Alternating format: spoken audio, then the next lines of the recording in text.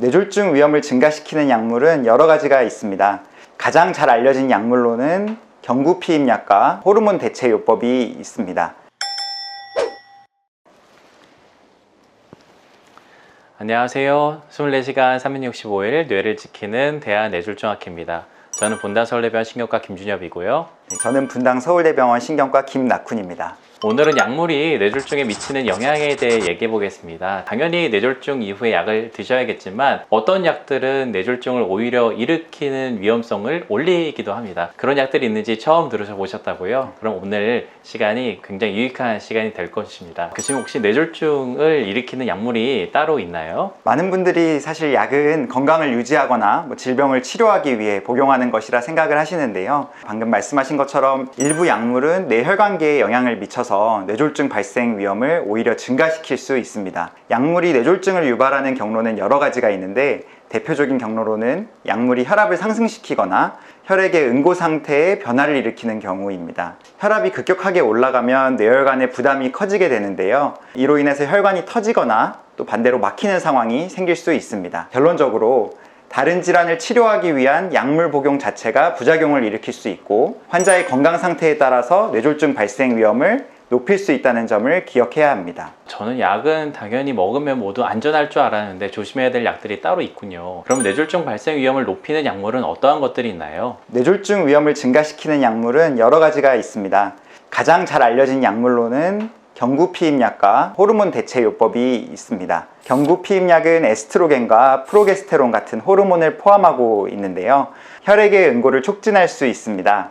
에스트로겐이 혈액 응고인자를 증가시키기 때문에 경구피임약을 복용하는 여성은 뇌혈전증 위험이 높아질 수 있습니다. 특히 고용량의 에스트로겐을 포함한 피임약은 뇌졸중의 위험을 높일 수 있다고 보고되어 있습니다. 비스테로이드성 항염증제, 저희가 흔히 얘기하는 엔세이즈도 뇌졸중 위험을 증가시킬 수 있는 약물 중 하나입니다. 특히 고용량으로 장기간 복용할 경우에는 혈압을 상승시킬 수 있고 혈관에 스트레스를 줄 수 있습니다. 이로 인해서 뇌졸중 위험이 커질 수 있는데요.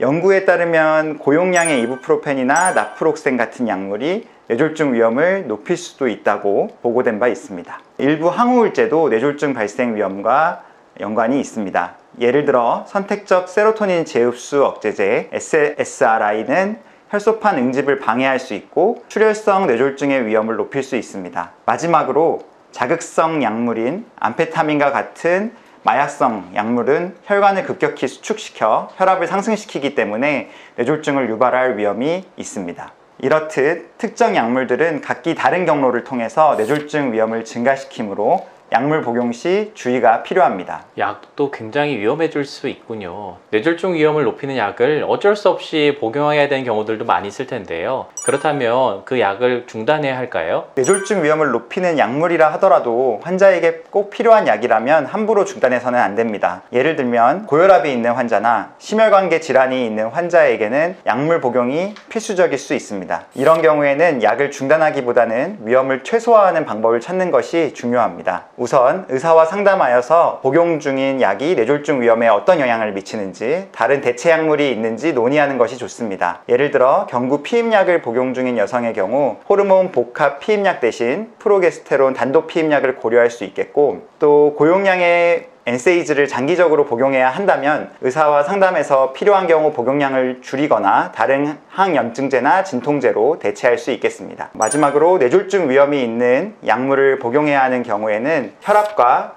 혈당, 콜레스테롤 수치를 철저히 관리해서 위험 요인을 조절하는 것이 중요합니다. 이를 통해 뇌졸중 위험을 낮출 수 있으며 필요시 추가적인 약물로 혈압과 혈액 응고 상태를 관리할 수 있습니다. 약물 복용을 스스로 중단하지 말고 의사와의 상담을 통해 적절한 대안을 찾는 것이 중요하겠습니다. 교수님 설명 들으니까 너무 좋은데 기억해야 될 것들이 참 많아서 어려운 것들이 많이 있는데요. 시청자 여러분들께 꼭 이것만은 꼭 기억했으면 좋겠다는 주의사항이 어떤 것이 있을까요? 약물 복용 중에 뇌졸중 위험을 최소화하기 위해서는 몇 가지 주의사항을 좀 지켜야겠습니다. 첫 번째로는 약물 복용 시 정해진 용량과 시간을 엄격히 지키는 것이 중요합니다. 용량을 환자의 임의로 조절하면 약물의 효과가 변하거나 부작용 위험이 커질 수 있습니다. 특히 경구 피임약이나 호르몬제, 엔세이즈와 같은 약물은 정해진 복용 방법을 따르는 것이 중요합니다. 두 번째로는 약물 복용 중 이상 증상이 나타날 경우 즉시 의료진과 상의해야 합니다. 예를 들어 갑작스러운 두통, 시야 이상, 신체의 한쪽에 힘이 빠지는 편측마비 등의 증상은 뇌졸중의 초기 증상일 수 있으므로 이러한 증상을 느낄 때는 즉각적인 조치가 필요합니다. 세 번째로는 장기적으로 혈압과 혈당을 모니터링하는 것이 중요합니다.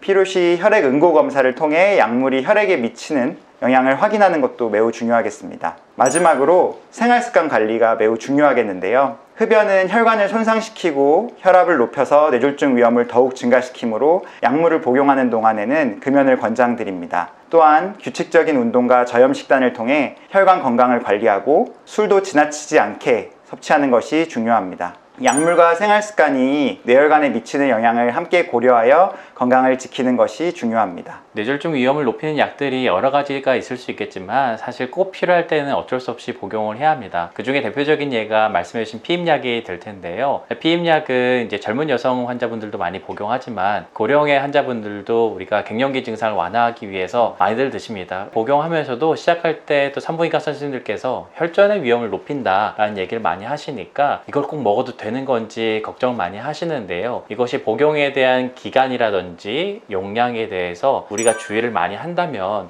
뇌졸중의 위험성을 높이지 않고 우리가 필요한 효과를 얻을 수 있기 때문에 의사와 상담해서 복용 기간을 꼭 필요한 기간만큼만 복용하고, 그리고 가급적이면 조금 더 위험성이 적은 호르몬제로 대체한다든지 여러 가지 방식으로 대체할 수 있으니까요. 꼭 그 약을 중단하시기보다는 처방한 선생님과 상담을 해서 가급적이면 뇌졸중 위험성이 낮은 약물로 대체해 볼 수 있겠습니다. 오늘 영상이 도움이 되셨다면 구독, 좋아요, 알림 설정 부탁드립니다. 고맙습니다.